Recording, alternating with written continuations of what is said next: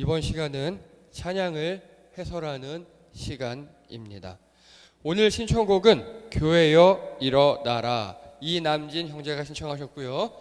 2013년 전은주, 당시에는 간사님이셨는데 재작년에 목사님이 되셨습니다. 작사 작곡하셨고 이분은 어노인팅 소속입니다. 그래서 어노인팅 10집에 수록되어 있습니다. 그리고 전은주 목사님은 현 장신대 교회음악과 겸임 교수님으로 재직 중이시고요. 자, 이렇게 생기신 분입니다. 젊고, 그리고 뿔테가 굉장히 인상적인. 근데 이 태에는 렌즈가 없어요. 근데 이유가 있어요. 이분은 내 영혼은 안전합니다. 아시죠? 주님 발 앞에서 모든 것 아시는 주님, 주님 내가 주의 장막을 등등등 우리가 잘 아는 곡을 많이 작사 작곡하셨고요. 84년생입니다. 그런데 선천적 중증 안검 하수증을 갖고 태어나셨어요. 왼쪽 눈이 거의 감긴 상태였습니다. 그래서 눈을 뜨지 못하는 상태, 왼쪽 눈이. 그렇게 태어나셨습니다. 그래서 5살 때 그 전까지는 그냥 병원 가서 약간 뭐 꼬매고 이렇게 살다가 5살 때 큰 병원 가서 대대적으로 수술했답니다. 그런데 수술이 너무 크게 된 거예요, 눈이 크게 돼서 누가 봐도 완연한 짝짝이었고 초등학교 때 별명이 눈병신이었답니다. 얼마나 놀림이 심했겠습니까? 그래서 이분은요, 눈도 한쪽이 거의 안 보이다시피 했는데 눈을 떠서 보이긴 했는데 놀림을 당해요. 그리고 어머니가 되게 엄한 분이었대요. 얘가 이렇게 눈이 이렇게 장애가 있는데 어디 가서 이상한 소리 하면 더 왕따 당한다고 정말 어머니가 군대식 FM 교육을 시켰답니다. 다른 걸로 흠잡히면 안 된다고. 그래서 이 전은주 목사님의 그 당시에 이분의 피난처는 오직 할머니와 함께 갔던 교회. 할머니가 그래서 새벽기도 간다 그러면 따라갔고, 할머니가 수요 예배 한다면 따라갔고, 거기밖에 피난처가 없었대요. 최소한 교회에서는 안 놀리니까. 그리고 이분이 이제 교회를 열심히 다니니까 여름 성경학교 때 막 전도하고 그랬답니다. 근데 그 친구들이 세상에 교회에서는 놀리지 않았대요. 친구들이. 그런데 반에 가면 또 놀리고. 네. 교회 안에서는 안 놀리고 반에 가면 또 놀리고. 그리고 이 어머니 아버지가 전은주 목사님을 수술하시느라고 보험도 안 되는 수술이요. 당시에는 경제적으로 큰 어려움을 겪기 시작했습니다. 그래서 사춘기 무렵에 신앙의 사춘기가 같이 왔답니다. 부모님께 반항도 하고 친구들과 다투기도 하고 그리고 교회도 잘 안 나가고 하나님이 계시다면 평생 기도 제목이 내 눈 똑바로 되게 해달라고. 이제 잘 보이긴 하는데 외모적으로 컴플렉스가 되게 심해서 내 눈 좀 똑바로 되게 해달라고. 그게 평생 기도 제목이었답니다. 그런데 응답을 하나님이 안 해주시더래요. 눈을 안 고쳐주시더래요. 성경에 보면 홍해도 가르고 죽은 자도 살리고 그리고 안진뱅이도 일으키시고 그런 예수님이 자기 눈을 안 고쳐주시더래요. 그러다가 고2 때 다시 신앙에 복귀합니다. 다른 이유가 없었대요. 그냥 자기가 이렇게 교회를 떠나보니까 그나마 내가 사랑받고 내가 인정받고 나를 따뜻하게 맞아준 곳이 교회였는데 거기마저 떠나면 내가 안 되겠다 싶어서 돌아왔답니다. 돌아왔는데 여러분 학생부, 고등부 생활을 좀 열심히 하다 보면 가는 코스가 있어요. 찬양단입니다.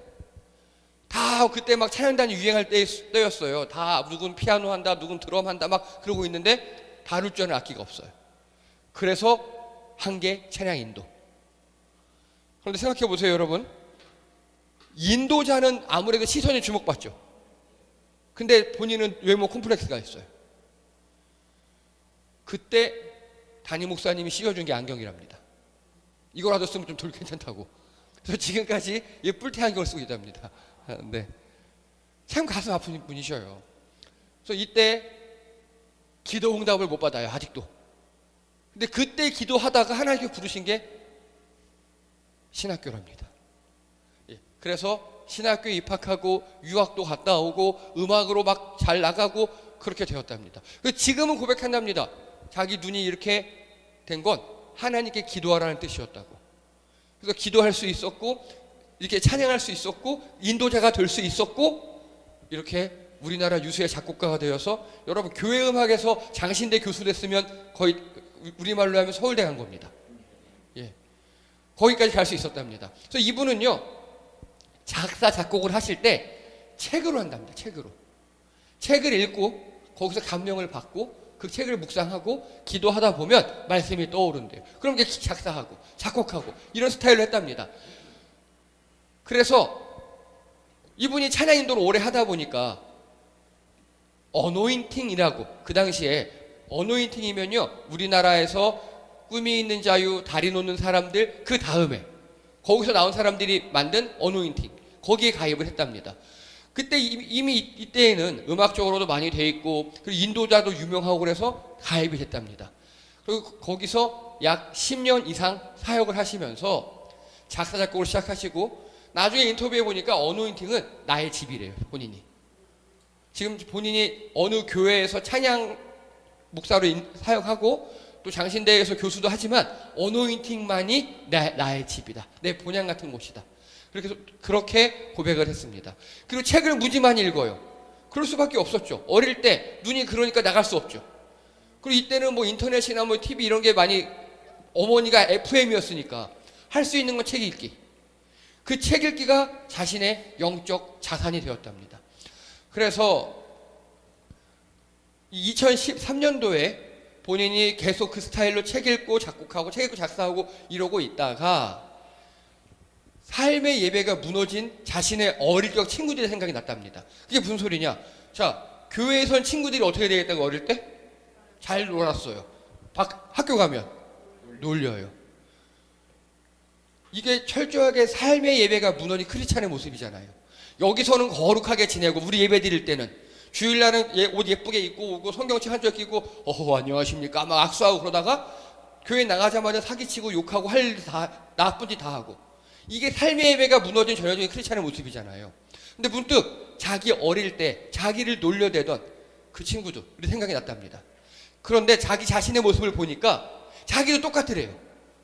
교회에서는 기쁘고 즐거워하는데 교회만 나가면 하나님 없는 것처럼 절망하고 힘들어하고 그랬다는 겁니다. 비록 친구들과 자신의 삶의 예배가 망가진 양태는 다르지만 망가진 건 똑같다는 걸 그때 깨달았답니다. 그래서 내가 삶의 예배가 무너졌었구나. 내가 교회에서만 기뻐할 게 아니라 친구들이 나를 놀리고 친구들이 나를 잘 대접 안 하고 내 모습 이럴지라도 밖에서도 기뻐해야겠구나, 감사해야겠구나 라고 삶의 예배를 일으켜서 그러면 우리 교회들이 회복될 것이다 라는 깨달음을 얻고 지은 찬양이 오늘 교회에 일어나랍니다. 그래서 교회에 일어나라는요, 우리 행복한 우리 교회 이런 우리 공동체들이 일어나라 라기보단 우리 각각 개인도 교회잖아요. 삶의 예배가 무너진 우리 교회들, 교회에선 거룩하게 지내는 것 같지만 밖에 나가면 하나님을 잊어버리는 우리 자신들, 자기 자신에게 바치는 찬양, 그들에게 빛을 비추는 찬양이라고 합니다. 우리 가사를 생각하시면서 우리도 삶의 예배를 회복하기 원합니다 라는 심정으로 다시 한번 찬양합니다. 교회여 일어나라.